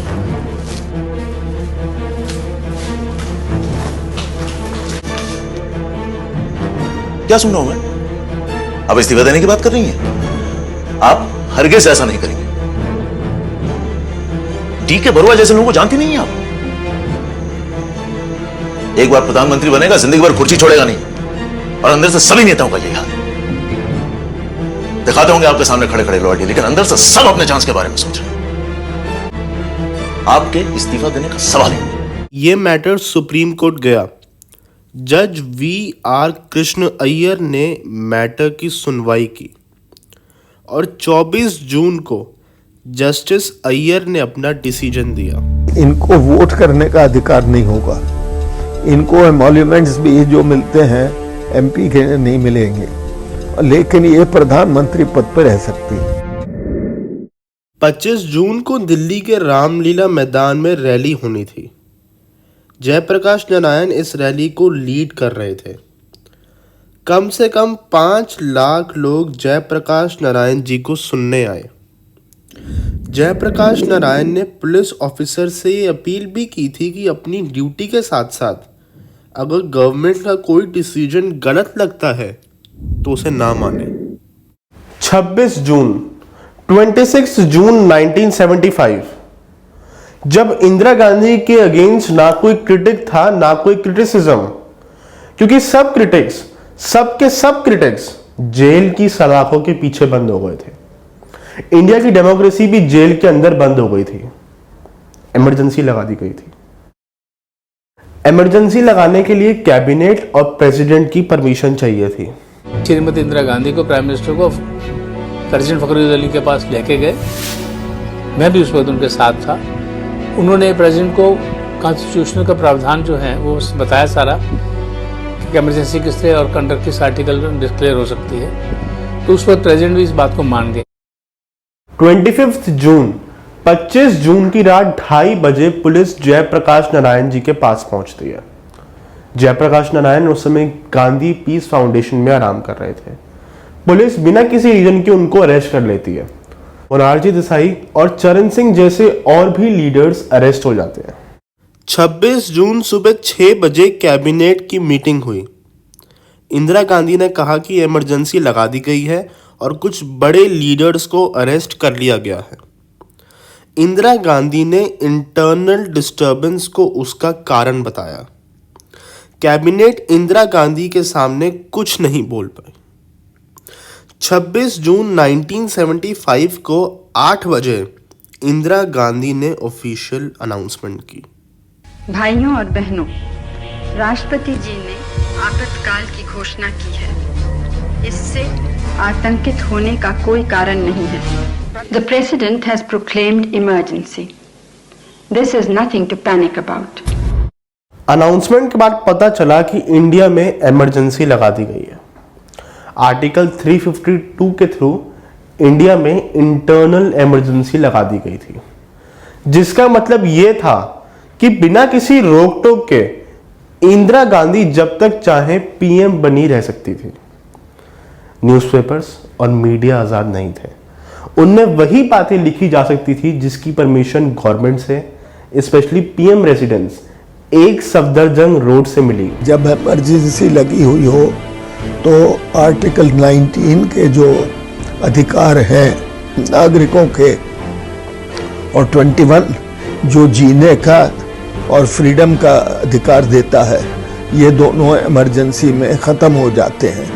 यहाँ तक कि सुप्रीम कोर्ट के सामने ये भी कहा गया सरकार की तरफ से, अगर किसी निर्दोष को गोली भी मार दे सरकार बिना किसी कारण के, तो भी उसका कोई अधिकार नहीं छीन सकता, क्योंकि जीने का अधिकार तो धारा 21 देती है, और वो ही जब छिन गया है इमरजेंसी में, तो कोई ये नहीं कह सकता कि मुझको क्यों गोली मारी, मुझे मेरी जान क्यों ली।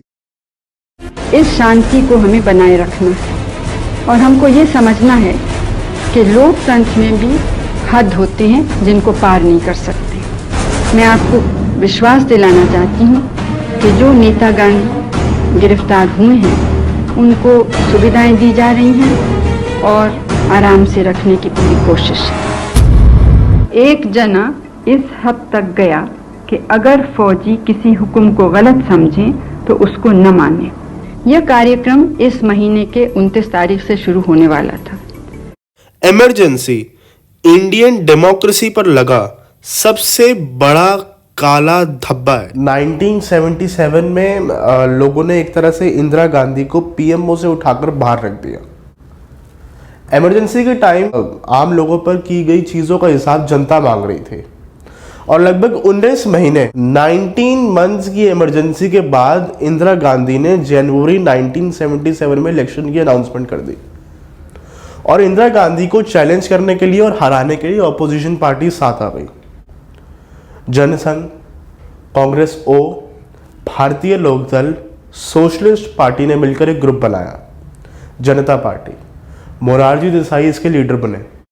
मार्च में इलेक्शंस हुए और इंदिरा गांधी हार गई। कांग्रेस को 154 और जनता पार्टी को 295 सीट्स मिली।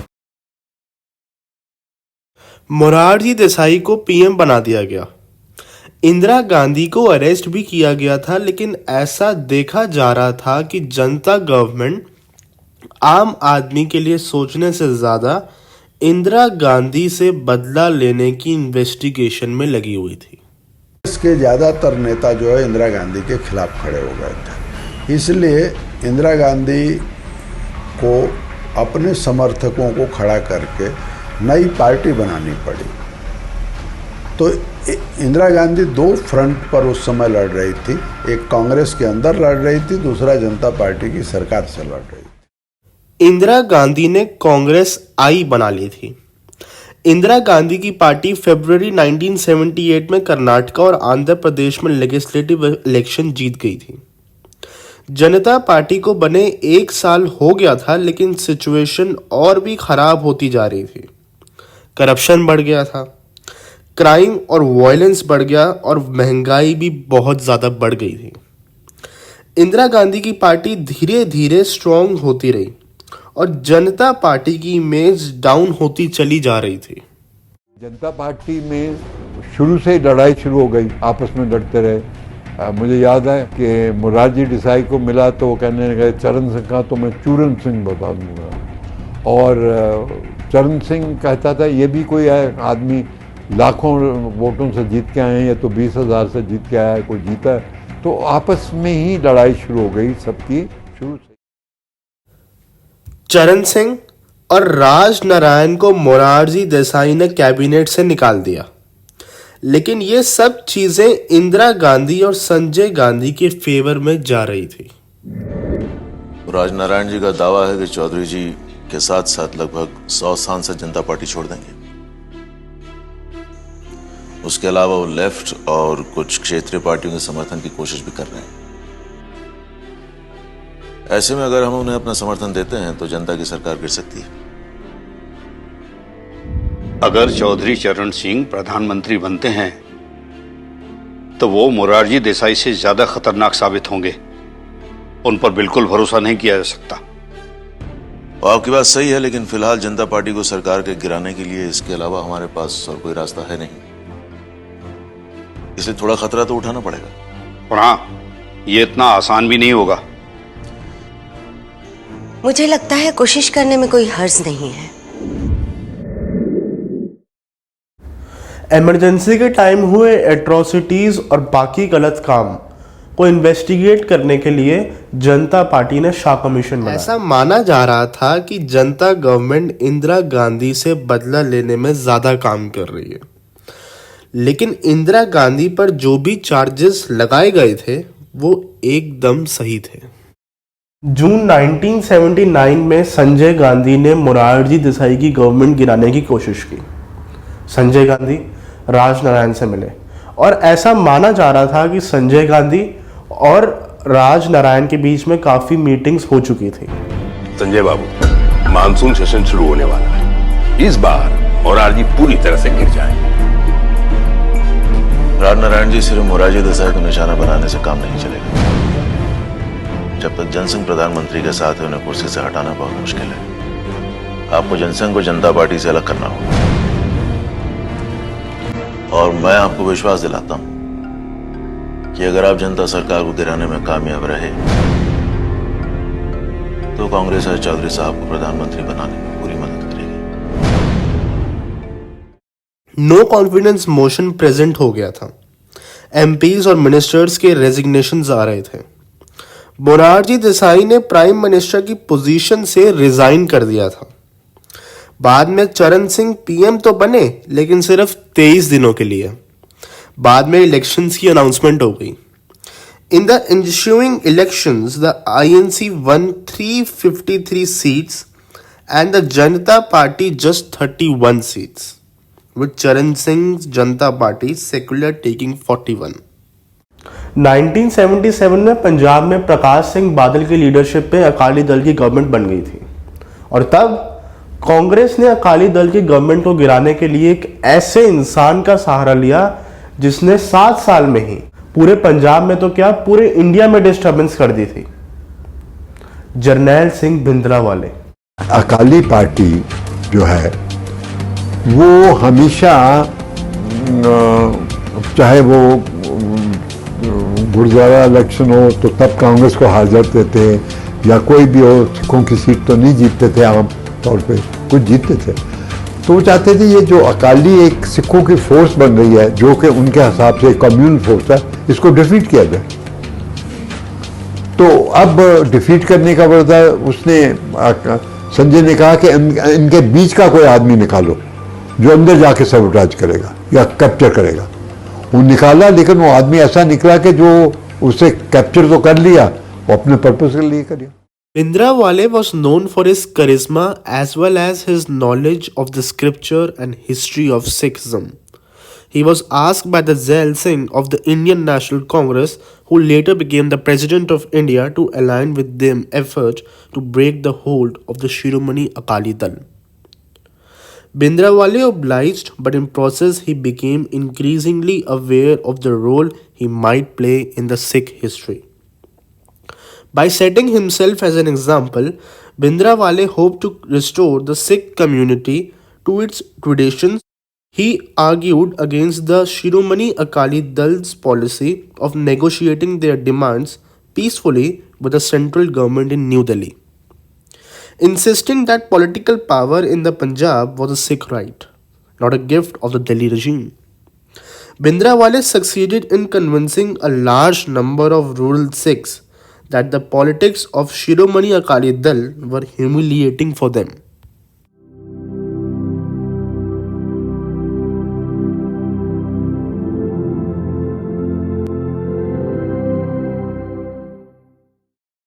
जुलाई 1982 में भिंद्रावाले गोल्डन टेम्पल चले गए। उन्होंने वहाँ एक तरह से समझिए कि अपनी पूरी सेना और वेपन्स का इंतजाम किया हुआ था। जून 1984 में इंदिरा गांधी ने आर्मी को ऑर्डर दिया वहाँ अटैक करने के लिए। अटैक से बहुत लोगों की डेथ हुई और डेथ के साथ साथ जो आसपास की बिल्डिंग्स थी उनको भी नुकसान पहुंचा। ये ऑपरेशन ब्लू स्टार था। हालात अब बहुत खराब हो चुके थे। ऐसा कहा जाता है कि इंदिरा गांधी को ऐसा एहसास होने लग गया था कि उनकी डेथ नज़दीक है। अब जो भी बात है, लेकिन 31 अक्टूबर को ऐसा ही हुआ। इंदिरा गांधी को उनके अपने ही बॉडीगार्ड्स, सिख बॉडीगार्ड्स ने ही गोलियां मार दी। On 31 October 1984, two of Gandhi's Sikh bodyguards, Satwant Singh and Beant Singh, shot her with their service weapons in the garden of the Prime Minister's residence at 1 Safdarjung Road, New Delhi, in revenge for Operation Blue Star. उसी शाम को राजीव गांधी, इंदिरा गांधी के बेटे राजीव गांधी को prime minister बना दिया गया। Over the next 4 days, 8,006 were killed in violence. दिसंबर में कांग्रेस पार्टी की बड़ी मेजॉरिटी के साथ जीत हुई। In mid-1987, the Bofors scandal, which was a major weapons contract, damaged his corruption-free image and resulted in a major defeat for his party in the 1989 election.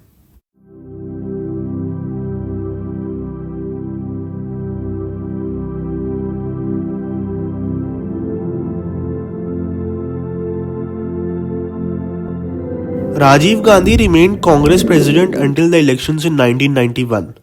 While campaigning for the elections, he was assassinated by a suicide bomber from LTTE, Liberation Tigers of Tamil Eelam.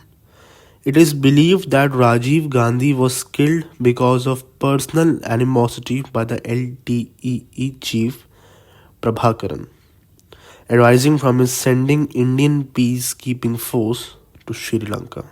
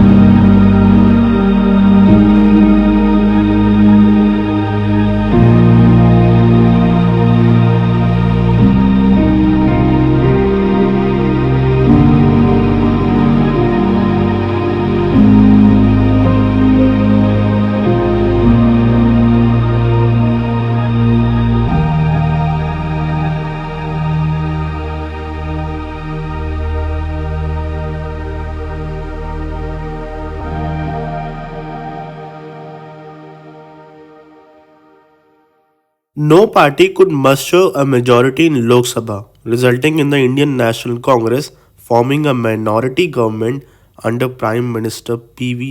Narasimha Rao with the support of other parties. फिर 1996 में elections हुए, लेकिन कोई single party majority नहीं ले पाई। BJP जिसने ज़्यादा seats जीती थी उनकी गवर्नमेंट बन गई। अटल बिहारी वाजपेयी जी पीएम बन गए, लेकिन सिर्फ 13 डेज के लिए, क्योंकि उसके बाद यूनाइटेड फ्रंट कोलिशन ने पार्लियामेंट्री मेजॉरिटी ले ली थी। In 1997 Inder Kumar Gujral, also from united front, succeeded as PM.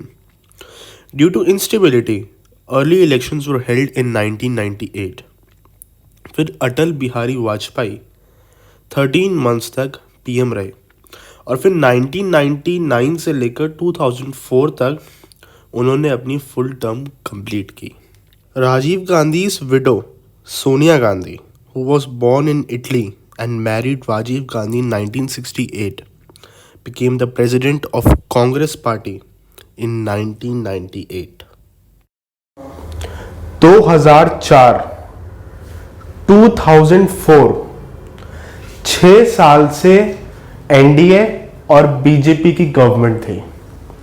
किसी को अंदाजा नहीं था कि सोनिया गांधी के लीडरशिप में यूपीए की गवर्नमेंट बन जाएगी, लेकिन कांग्रेस को 145 सीट्स और बीजेपी को 138 सीट्स मिली। The UPA was formed soon after the 2004 general elections, when it had become clear that no party had won an absolute majority. It formed a government with support from other left-aligned parties in 2004 after no single party could get the majority on its own. Even after winning polls, Sonia Gandhi did not become PM in 2004. Sonia Gandhi ने prime minister की position को accept करने से मना कर दिया। हमको देसी भाषा चाहिए, हमको देसी चाल चलन चाहिए, देसी चेहरा चाहिए। 18 साल तक भारत की नागरिकता आपने क्यों नहीं दी?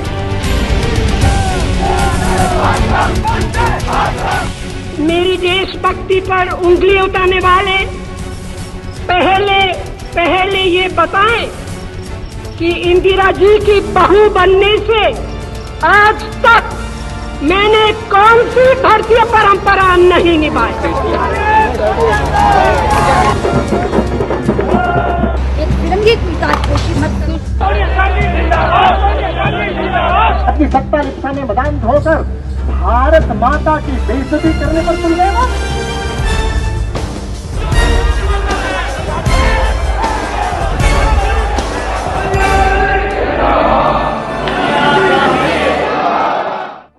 मेरे मन में एक बात हमेशा साफ रही है और मैं कई दफे कह भी चुकी हूं कि मेरा लक्ष्य प्रधानमंत्री का पद नहीं है।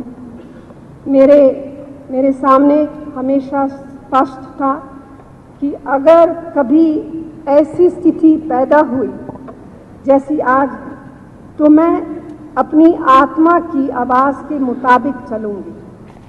आज मेरी अंतरात्मा मुझसे कह रही है कि मैं विनम्रता के साथ यह पद स्वीकार करने से मना कर दूं।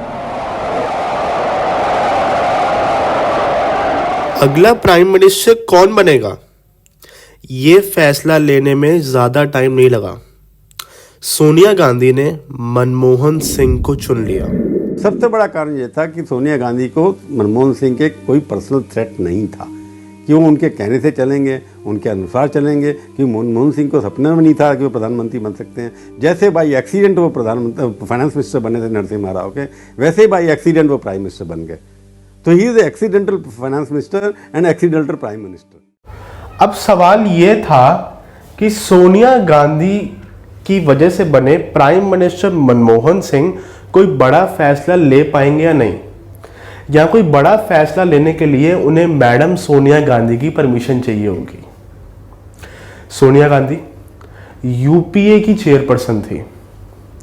7 रेसकोर्स रोड और 10 जनपद।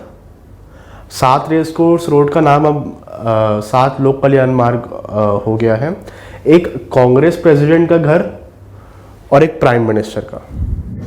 ऑपोजिशन ने आरोप लगाया कि जो गवर्नमेंट है वो 7 रेस कोर्स रोड या पीएमओ से नहीं चलती थी, वो 10 जनपद से चलती थी। हालांकि कांग्रेस हमेशा यही कहती रही कि सोनिया गांधी गवर्नमेंट के डिसीजंस में कोई दखल नहीं देती थी, और ऐसा कहा जाता था कि Manmohan Singh remote control prime minister थे और जो पावर्स प्राइम मिनिस्टर के पास होती हैं वो इनडायरेक्टली सोनिया गांधी के पास थी। ऑपोजिशन ने इसी बात को मुद्दा बनाया और इन सब एलिगेशंस के बाद भी 2009 में कांग्रेस पार्टी जीत गई। यूपीए 2 की शुरुआत में ही गवर्नमेंट को करप्शन के उन एलिगेशन से निपटना पड़ा जो यूपीए 1 के समय हुए थे। कॉमनवेल्थ स्कैम, 2G स्कैम, कोल स्कैम और पता नहीं कितने स्कैम। 2013 में सोनिया गांधी के बेटे राहुल गांधी कांग्रेस पार्टी के वाइस प्रेसिडेंट बन गए। 2014 में इलेक्शन थे। राहुल गांधी के सामने थे बीजेपी के पीएम पोजीशन के कैंडिडेट नरेंद्र मोदी, जो कांग्रेस मुक्त भारत के नारे लगा रहे थे। इलेक्शन का रिजल्ट आया और भारतीय जनता पार्टी बीजेपी जीत गई और नरेंद्र मोदी को प्राइम मिनिस्टर बना दिया गया।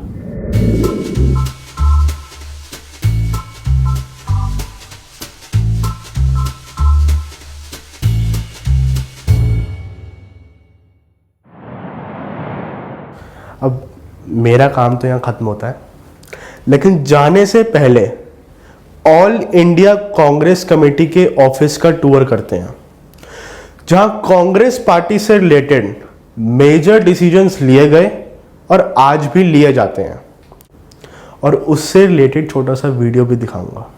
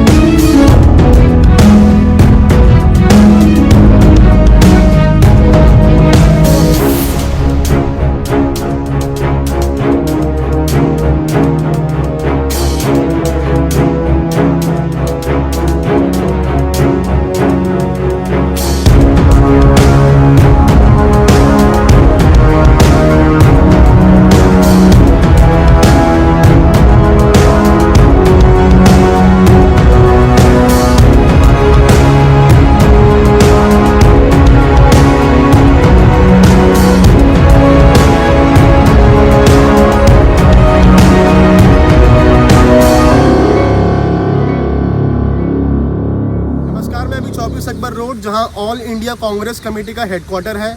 मैं यहां पे अभी मौजूद हूं और मेरे साथ हैं आकाश जी, जो यहां पे एज अ जर्नलिस्ट काम करते हैं।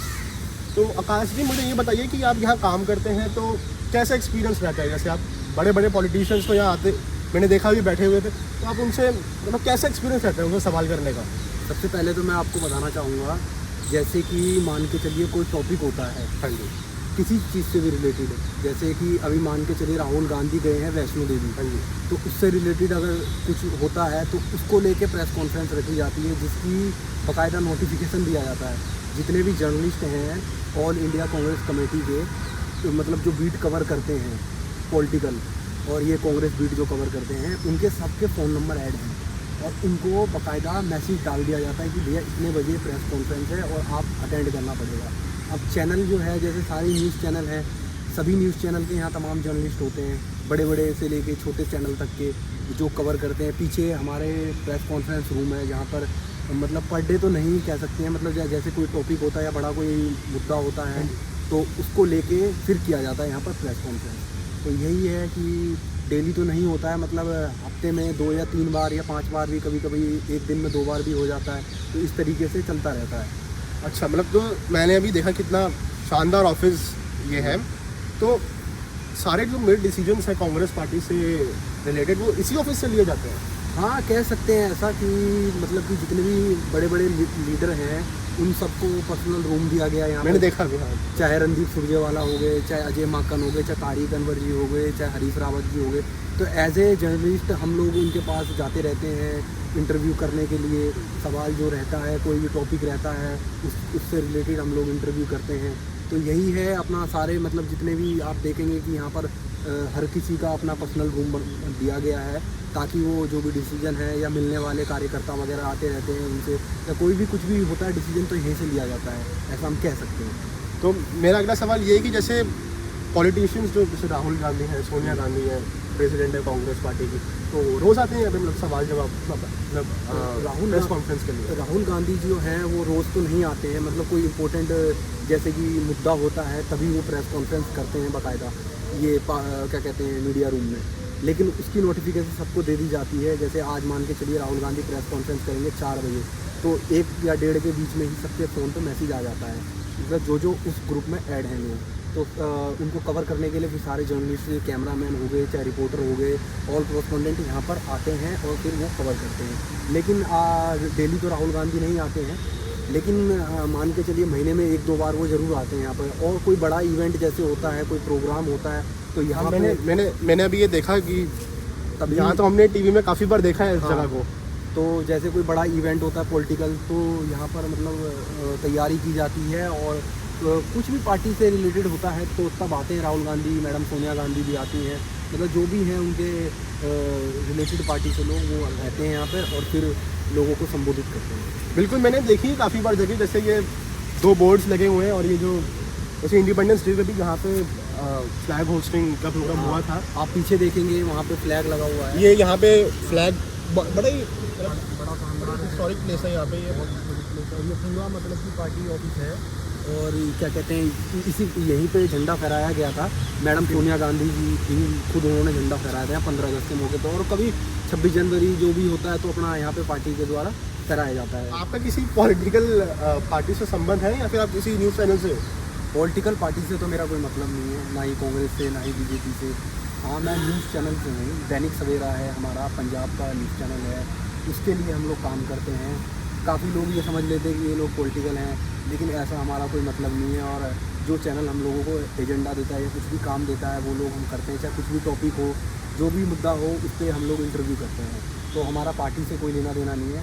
एज ए जर्नलिस्ट हम लोग न्यूज़ चैनल में नौकरी करते हैं। धन्यवाद आपका, बहुत बहुत आपका कीमती समय देने के लिए।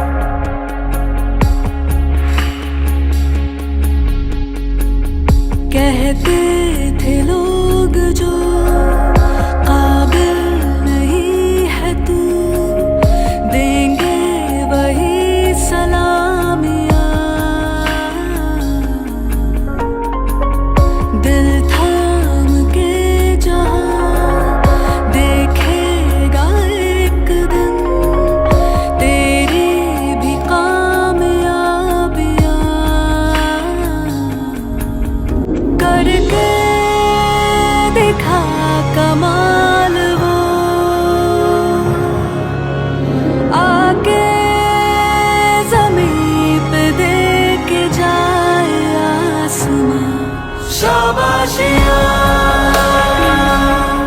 शाबाशिया शाबाशिया शाबाशिया शाबाशिया शाबाशिया शाबाशिया